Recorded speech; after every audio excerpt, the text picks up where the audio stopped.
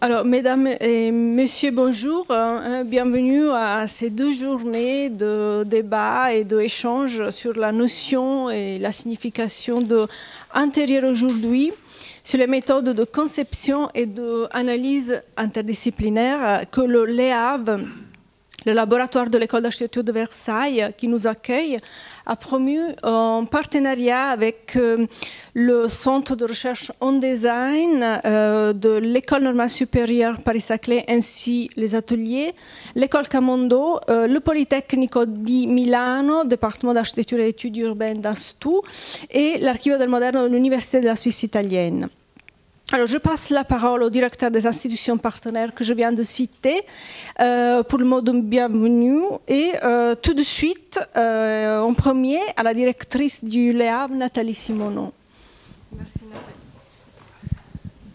Merci beaucoup Annalisa. Je suis très honorée d'assurer l'ouverture du colloque Les Intérieurs aujourd'hui. Si le titre du colloque, déjà en soi, aiguise notre curiosité autour de cet objet que sont les intérieurs, on sera plus encore stimulé par l'approche qui est proposée autour des méthodes de production et d'analyse interdisciplinaire. Car il me semble que c'est là l'enjeu de cette manifestation, bien au-delà de comprendre ce qui fait intérieur, c'est de comprendre comment on l'analyse, et par le biais de quels outils ou de quelles méthodes. En tant que directrice du LEAV, je me réjouis de l'initiative de mes collègues, que je remercie infiniment, en particulier Annalisa Viatinavon et Alexis Markovics, qui ont su tisser des liens fructueux avec l'ENS de Paris-Saclay et le Politecnico de Milan. À ce titre, je salue Imma Forino et Anne Lefebvre, qui sont également les responsables scientifiques de ce colloque. Merci également aux membres du conseil scientifique qui ont aidé à la construction de ce programme, ainsi qu'à nos doctorants du LEAV, Carola D'Ambros, Marina Kemis et Ronan Melnotte, pour qui cette préparation est un engagement supplémentaire dans la vie du laboratoire. Enfin, merci à Muriel Gigandé et Marie-Christine Martinez pour toute l'organisation logistique absolument précieuse pour le bon déroulé de cet événement. Je vous remercie. Je ne pourrai pas être présente avec vous ce matin, mais je vous rejoins pour l'ensemble du colloque dès cet après-midi. Merci Nathalie. Et Imma. Good morning, everyone, and thank you for coming. Thanks to our guests of today and tomorrow, the LEAV Research Laboratory of l'École d'Architecture of Versailles and the École Camondo. Thanks to those who accepted the invitation to participate in the works of this conference. This conference is the result of the desire of some researchers and professors of the LEAV, Annalisa Viatinavone, the Centre de Research and Design ENS Paris-Saclay, Anne Lefebvre, the École Camondo Alexis Markovics, and the Polytechnic of Milan, me, to discuss some research topics related to the interiors. The Politecnico di Milano, to which I refer, deals with interiors from the point of view of historical research and from the point of view of design research, often interpolating these two perspectives of critical investigation. In Italy, the interiors culture has been spread by architects such as Gio Ponti, Carlo Mollino, Franco Albini, Carlo Scarpa, Carlo De Carli, and Vittoriano Viganò, just to mention the most famous names, who experimented themselves in professional practice as well as in university teaching and in communication of the interiors. Suffice it to mention the magazine Domus, founded and directed by Gio Ponti since 1928.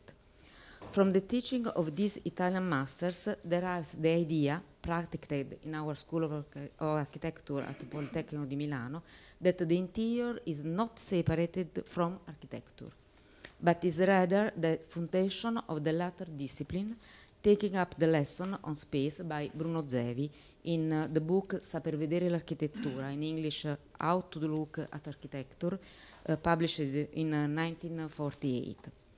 Influenced by Pure Visibility by Konrad Fiedler, philosophical theories on architecture such as Raumgestaltung by August Schmarzow, or on architecture as the art of shaping a whole of three-dimensionality by Hermann Sorgel, Bruno Zevi states that the real protagonist of architecture is the interior space, and that one cannot speak of architecture without interior space. It is a reflection welcomed and relaunched after the war by Giulio Carlo Argan and Luigi Moretti, who from different points of view, Argan was an art historian, Moretti was an architect, considered the primary role of interior space, the spatial void, in the foundation and recognition of the architectural discipline. In particular, Argan used the expression spazieggiare, that in English is about making room, to define the rule of architecture. According to this critical perspective, the Italian masters claimed the role of architects in the round, far from the tradition of the French ensemblier or that of the English and American decorators, and the consolidated use in Italy of the term interior architecture or architettura degli interni, more frequent than the expression Anglophone derived interior design, should be ascribed to the legacy of their critical contribution as architects. Of course, from the 1920s to the present day, much has changed in the fields of design and study of interiors, and the concept of interior has expanded to include open and communal spaces, when it reflects the profound reasons of for living. This conference now allows us to discuss the different reinterpretation of the research on interiors from a contemporary critical perspective, even when studying the past or questioning the future. Understanding what the research methodologies are, underlining the different themes, is for us of great importance in the perspective of deepening different aspects in the vast field of interior sculpture. And we hope that this meeting will give rise to new opportunities for discussion and dialogue among those who, with passion and depth, study interiors today. Thanks.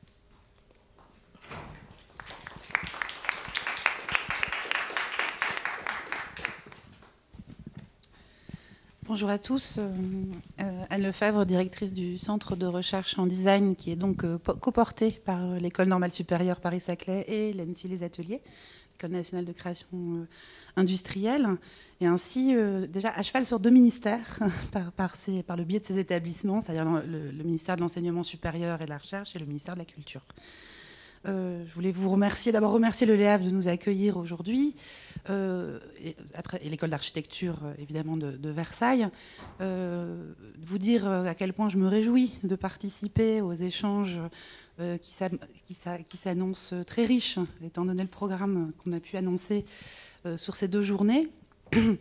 Et remercier tout particulièrement Annalisa Viati, qui, sans qui il n'aurait pas été possible effectivement de réunir ce comité, d'avoir ces riches échanges. Et voilà, il me semble que tu es particulièrement accréditée, Annalisa, de ce travail. Oui, merci. Je vais essayer de faire court. Donc, pardon.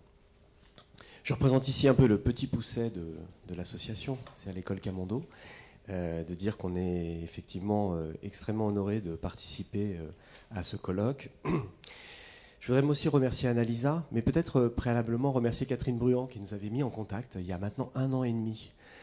J'ai regardé effectivement, fait un petit peu de travail archéologique pour voir quand ça a commencé. Et c'était en mai 2018. Autour d'un café, on a parlé de la possibilité de faire un colloque consacré aux intérieurs, sujet qui, Annalisa, te touche particulièrement, en tout cas que tu portes ici au sein du LEAV et au sein de l'École d'architecture de Versailles. Et puis, sujet que l'école Camondo porte. Et là, je vais rebondir sur ce que vient de nous dire Ima, c'est-à-dire porte parce que l'école Camondo, c'est une école d'architecture intérieure. Nous ne formons pas des architectes, mais bien des architectes d'intérieur, et que nous sommes tout simplement les héritiers des ensembliers, des décorateurs. Et qu'en France, effectivement, à un moment donné, les formations, les spécialités se sont séparées Et donc, c'est particulièrement intéressant de participer à ce colloque. Nous l'avons construit dans la pluridisciplinarité, donc avec le Polytechnico de Milan, mais aussi avec l'ENS Paris-Saclay, les ateliers l'ENSI, avec cette idée, effectivement, d'essayer d'être le plus transversal possible. Et c'est, je crois, l'un des intérêts de ce colloque. Donc voilà, je pense que le programme est extrêmement varié. On va, au cours de ces 2 jours, traverser plusieurs thématiques, avec effectivement des spécialités nombreuses, et qui vont nous permettre de tourner autour de cette notion avec, je l'espère, des idées, des concepts qui devraient normalement ressortir de ces 2 jours de colloque et d'intervention. Voilà, je vous remercie.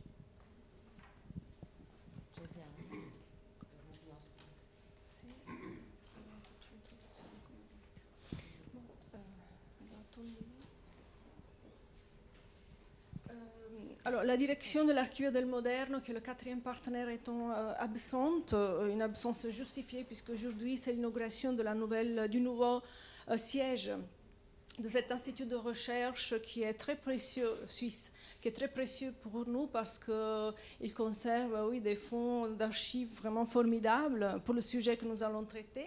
Alors c'est à moi de vous transmettre les meilleurs messages de la part de la directrice Letizia Tedeschi et son souhait d'une pleine réussite de l'initiative que l'Archivio est honoré de soutenir et de partager avec nous tous. Alors l'image de l'affiche en effet provient de l'un des fonds de l'Archivio del Moderno et nous a semblé une bonne entrée en matière. Et reproduit le petit salon d'une toute petite maison qui était construite sur le lac de Como par Giulio Minoletti, qui est un architecte milanais et qui a donc construit, aménagé, décoré cette petite maison pour un de ses amis très riche, un bon vivant. Et alors là, vous voyez un coin qui est fait encassé dans le sol. Les canapés sont tournés vers la cheminée. Donc, quand on est là, on tourne le dos au paysage. Et malgré cela, le salon reste une sorte de scène contemplative de la nature, car la paroi qui est au-dessus de la cheminée offre la représentation d'un ciel qui est parsemé de nuages et qui est traversé par un vol de mouettes. Alors tout en haut, vous voyez sur la droite flotte une sculpture, un demi-buste féminin, peut-être en plâtre, on ne sait plus rien, tout a changé maintenant. Et de fait, ce firmament peut se rapprocher d'une représentation en trompe-l'œil prétendant être un grand miroir qui réfléchit, qui est monté là pour capturer le ciel qui est en face, le réfléchir et le reproduire peut-être sur un papier peint. Alors déjà on reconnaît là la main d'un collectif de créateurs qui était guidé par l'architecte ensemblier, donc par Giulio Minoletti, et donc un peintre décorateur, un sculpteur et Bavol, surtout la présence humaine des habitants, et là une belle fille qui imprègne de soi et qui anime avec sa silhouette les lieux de vie que l'architecte leur a livrés. Alors, ce petit intérieur est évidemment l'interface entre l'espace physique et son usage matériel, culturel, psychologique et social. Pour l'habitant, évidemment, c'est la scène de son vécu. Et l'analyse de cette petite maison, en effet, nous éclaire la physionomie du propriétaire, ses passions, ses tics, son identité, c'est vraiment son portrait. Alors, il n'est pas surprenant que certaines des approches et des indications méthodologiques les plus stimulantes proviennent de recherches qui chevauchent l'anthropologie culturelle, l'histoire des sensibilités, l'histoire des commodités, des techniques, de la culture technique, et ainsi l'histoire de la mécanisation. Et là, je cite l'ouvrage, pour nous, les architectes, très important de Gideon, de Siegfried Gideon, qui a été publié en 1967, qui son titre, La mécanisation au pouvoir. Ce qui explique, par exemple, la transformation des intérieurs, de l'intérieur des salles de cinéma au passage de la technique du cinérama au cinémascope, au 3D, etc. Alors, connaissances précieuses pour mener à bien une étude détaillées sur les espaces intérieurs se perdent dans des branches infinies allant de l'investigation strictement disciplinaire sur la forme et la spatialité, et ensuite sur l'immobilier, sur les tissus, les décorations, la polychromie, qui est entendue comme un projet artistique qu'en effet complète le discours architectural, ou comme un dispositif pour assurer un certain confort psychologique, jusqu'aux études sur les techniques, le confort, et aux interprétations qui sont formulées par la sociologie de l'habitat, la sémiotique, et les sciences cognitives, les neurosciences, qui ont de plus en plus tendance à appliquer leurs hypothèses à des cas concrets. Alors, repérer toutes ces informations et toutes ces études qui portent sur un intérieur et qui sont menées donc, par les critiques et les historiens de chacune de ces disciplines est vraiment une entreprise compliquée. Mais dans le but de rédiger une histoire des intérieurs qui soit vraiment centrée sur les objets, donc sur les études de cas, la récolte de toutes ces informations, évidemment, sont incontournables. Alors, rarement, toutes ces connaissances convergent vers des études monographiques, et cela peut arriver, mais quand il s'agit d'un chef d'œuvre, et normalement après une opération de restauration qui a en effet nécessité d'études approfondies et diversifiées. Alors, comment faire pour construire un discours le plus exhaustif que possible sur un espace intérieur? C'est ça la question que je me suis posée en fait en premier. Soit, alors, on crée des équipes interdisciplinaires qui mènent des analyses croisées sur les intérieurs, qui sont en soi un lieu, en effet, interdisciplinaire eu égard à sa conception. Et cela se fait de plus en plus, mais les résultats dépendent de comment le collectif fonctionne, et si partage il y a, disons, entre les diverses approches, les outils d'investigation, soit nous, on observe un peu comment les autres font, les autres spécialistes font dans la perspective de forger nous-mêmes des outils interdisciplinaires d'investigation. Alors, cette question du manque d'outils interdisciplinaires efficaces qui a été évidemment à l'origine de ce colloque en entraîne une autre spéculaire qui concerne la création, la fabrication de ces intérieurs par une multitude d'acteurs qui entrent en jeu à des moments différents, selon les spécialités, et pour un laps de temps qui plus ou moins long, qui souvent ne couvre pas la durée entière du projet jusqu'à sa réalisation, et donc architectes, ingénieurs, designers, scénographes, muséographes, et tous les experts du son, de la climatisation, etc. Alors, depuis toujours, les intérieurs ont été un lieu d'exercice de l'intégration des arts, et là, art, je l'entends vraiment dans un sens très large, qui englobe toutes disciplines sœurs et proches de l'architecture. Donc, une intégration des arts qui vise le rêve de l'unité de création tel que prêché par André Bloch, une unité qui devrait résulter de procédés de co-création, de co-conception. Alors, comment saisir les logiques de co-conception et les synergies entre disciplines si les lieux du projet sont interdits aux observateurs externes, donc aux historiens, aux critiques? Pour cela, nous avons ouvert le colloque professionnel qui expérimente cette pratique et qui peuvent donc témoigner de multiples démarches et effets que cela entraîne et de bonnes et de mauvaises pratiques. Alors aujourd'hui, il semblerait que les diverses catégories professionnelles de concepteurs soient destinées à être balayées par le designer d'espace, cette figure qui est responsable de l'aménagement intérieur et extérieur des espaces publics et privés, de la boîte vide, donc de l'espace intérieur, qui est, comme le rappelait Imma Forino, dans la culture italienne à partir de Bruno Zai, le protagoniste de l'architecture. Son ambition étant de concevoir des espaces de vie tout à fait adaptées aux futurs usagères, donc à partir de l'observation de ces dernières, en choisissant les matériaux, le mobilier, l'éclairage, les couleurs, la signalétique aussi, et la typographie qui est associée, donc l'ambiance en général, sonore en particulier, et tout cela à toutes les échelles, donc de la ville au micro-studio parisien. Alors, une troisième question se pose, évidemment incontournable, qu'est-ce qu'un intérieur aujourd'hui? Alors, on est passé des beaux intérieurs qui ont été réalisés par les architectes milanais et pas que par les architectes milanais, hein, pour la bourgeoisie cultivée, donc avant et après la guerre, dont on verra défiler des images tout à l'heure, et de la conviction que l'intérieur était quand même comme une sorte de barycentre stable de la famille, et donc le refuge du monde extérieur. On est passé à un profond changement de conception de l'habité, de la manière de s'approprier les lieux de vie au seuil des années 70. L'exposition MoMA de New York de 1972, Italy de New Domestic Landscape, a été l'un des facteurs déterminants de la montée en puissance du designer, hein, du designer concepteur.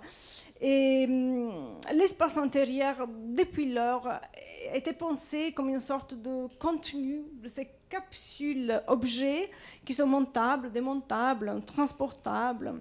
En effet, à ce moment-là, il s'imposait une vision extrêmement moderne de l'habitation et désormais entendu comme un habitacle performant ou, comme le disait Umberto Eco, un appareil électroménager high-tech qui suit l'homme, membre de communauté, disons, qui se déplace en mouvement et qui se perçoivent elles-mêmes en mutation permanente.